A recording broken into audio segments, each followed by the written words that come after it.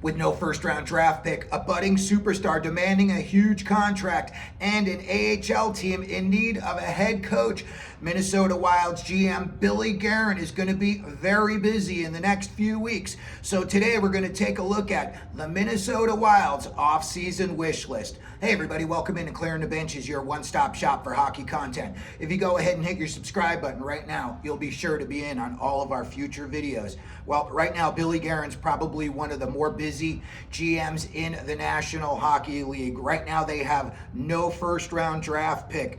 They've got a budding superstar in Marco Rossi, who has just come out and said he is looking for a new deal in the 7-year, $7 million per year range. That is the exact number that Matt Boldy gets right now from the Minnesota Wild. And, just as a comparison around the league, Tage Thompson makes $7.1 million per year. When you look at what Marco Rossi has done so far in his NHL career, he's overcome the injury problems and he seems like he's on the right track. Rossi's got 100 points in just 185 regular season games. When you look at a couple of big name up and coming superstars in the NHL, and I'm going to talk about three guys on the Utah Mammoth right now. Logan Cooley has 109 points in 157 games. Dylan Guenther has 110 points in 148 games. And in Clayton Keller's first 167 games in the NHL, he had 114 points. So with 100 points in 185 games, Marco Rossi is right around there. He could be just as good as those guys in the next 2 or 3 years. When you look at, Billy Guerin's options, considering that he buried Rossi into the fourth line in the playoffs, I don't think he thinks very highly of Rossi or his future.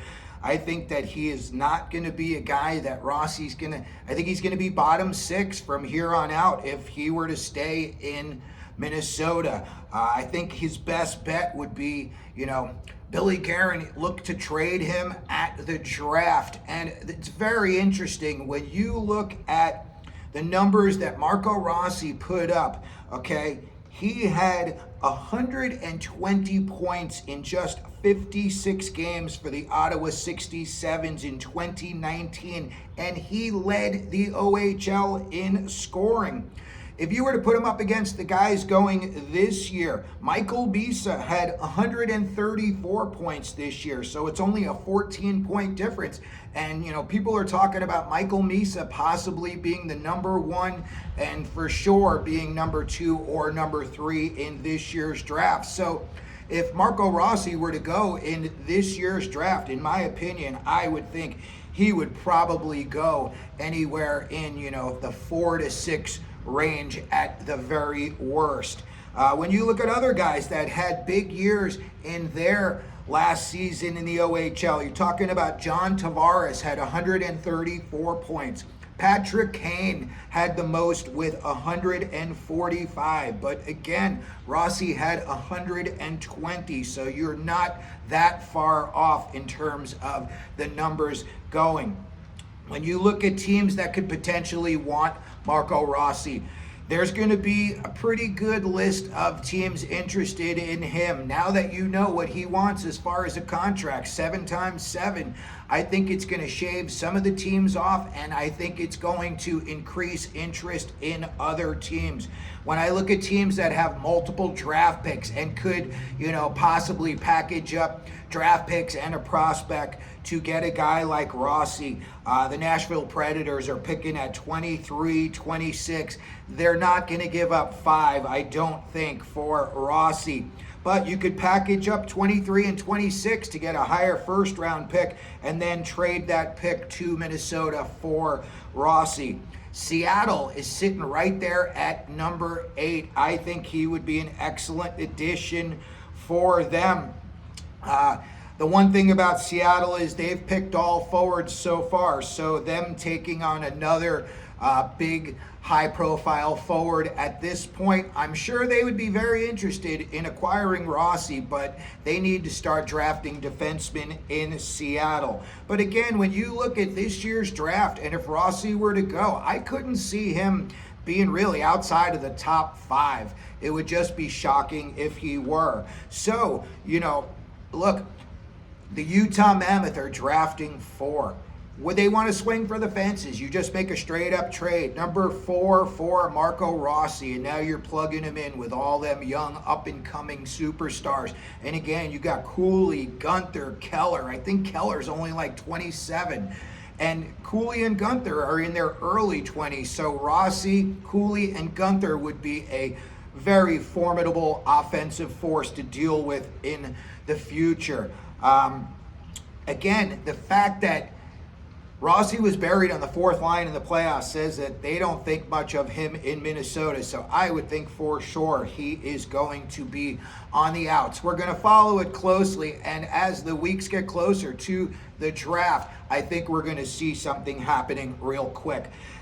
Then let's move over to their next big project. They've got to get a new head coach in Iowa, their AHL affiliate. Brett McLean just left to be an assistant coach on Adam Foote's Vancouver Canucks staff. So now that Iowa needs a new head coach, you look around, there's not a whole lot of time. You just got a few weeks until you really want to start getting your off-season programs in motion.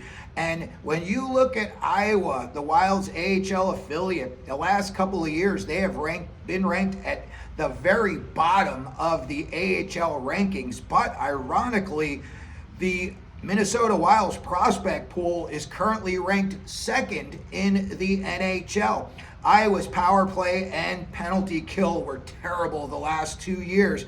And under Brett McLean, Iowa was only 57, 74, and 16. So it could be a little bit of addition by subtraction. When we look at who could replace McLean as their new coach, Ben Simon is a name that I'm seeing bantered about as a possibility. He's 46 years old.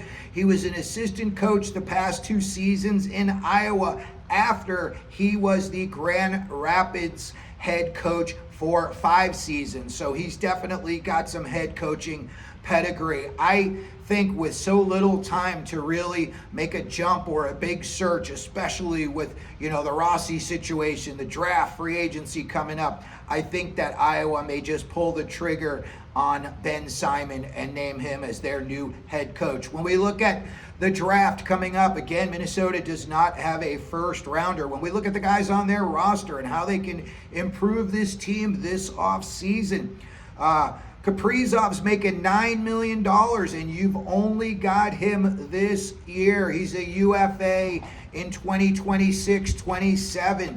He was injured this year, but, when the guy plays, he could be a league MVP when he's healthy. But, you got to take those injuries into consideration, and you've got to really wonder, do you want to sign him to, he's going to be looking for $11 million a year at that point. So that's going to be another big question that Billy Guerin's got to answer. Matt Zuccarello is currently 37 years old. He made $4 million this year, and he is a UFA after next year. They've got Matthew Boldy locked up through 2028-29. They've got Joel Eriksson Ek locked up through 2028-29. But I don't think those are, enough horses to get you not only into the playoffs, but making significant, progress in the playoffs. You look at some of their older players, Foligno, Hartman, Freddie Gaudreau, Gus Nyquist. Those guys are all over 30 years old. And again, none of them are moving the needle in an upward trajectory. When we actually look at the draft, the things that I think they could do if they wanted to acquire a first rounder, obviously Rossi's going to be the guy. You could see if you wanted to try to sweeten it up a little bit by maybe, adding a future prospect, which, they've got quite a few. It says they're number 2 in the prospect pool moving forward in the NHL. So there's got to be a couple of guys down there that you could package up and try to move up. When we look at their goaltending, Jesper Wallstedt is their goalie of the future. I don't know. I think that they've got Gustafsson just one more year, and he's going to be looking for a big payday. So we're not sure where Wallstedt's progress is going to be at that point, and if they would re-sign Gustafsson as well. Moving back to the draft, Other teams that I think would be definitely interested in a guy like Marco Rossi, the New York Islanders, and I am not talking about the draft at all. I'm talking about just a straight up trade. I think a guy like Matt Barzal, he's gone stale in New York. I just don't see him on an upper trajectory at all in New York anymore. And I think he would be a guy that, a change of scenery would probably do him some good. Again, if they were to, just trade Rossi, straight up for a draft pick, I think you're looking in the top 5 to 8 range. They've got to add something to this roster, and it's got to come soon. They're in no man's land, barely making the playoffs. And again, this year, that Central Division is going to be much improved. Chicago is going to be improved. Utah is going to be big time improved. They're going to be, making a push for the playoffs. St. Louis is going to be big time improved with Montgomery behind the bench. So Billy Guerin's got a lot of decisions to make this offseason. And the offseason that I'm talking about is like just a total of like 3 weeks until the draft and free agency. Again, he's got to figure out the Marco Rossi situation. He could be killing 2 birds with 1 stone if he were to trade, Rossi, and then let's say traded him into the top 10. Now you're picking up a first rounder that you don't have this year. As far as the roster goes, they've got to get this roster younger for sure. A lot of guys on the opposite side of 30. And as far as down in Iowa, they've got to get that situation figured out as well, and they've got to start getting some of these prospects into the AHL system so that you can see these kids' growth, and Minnesota's going to have them just in their backyard. So there you have it. There is a look at the Minnesota Wild's offseason wish list. Billy Guerin is going to be a very busy guy. Let me know what you think down in the comments section. Let me know what you think the Wild are going to do this offseason. If you're an Iowa Wild fan, let me know what you think they should do with the head coaching position. If you could, please hit your like button, hit your subscribe button, and as we always do here at Clearing the Benches, let them know you're out there.